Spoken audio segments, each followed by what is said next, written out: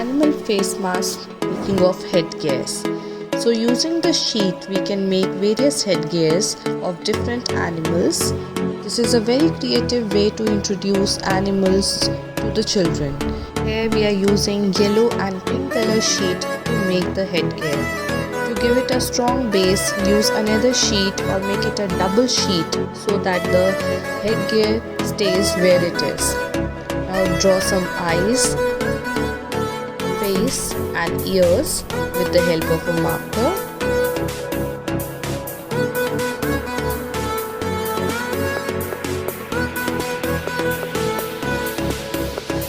Place two antennas on the top. Complete the look by cutting some small circles from a brown sheet and pasting all over the body of the giraffe. Now to give a look of a headgear, cut a strip and paste it horizontally at the end of the neck. To make a mask of a cat, roughly draw a face on the A4 sheet and now do the outlining with the help of a bold marker. Complete the drawing by making eyes, nose, ears, whiskers.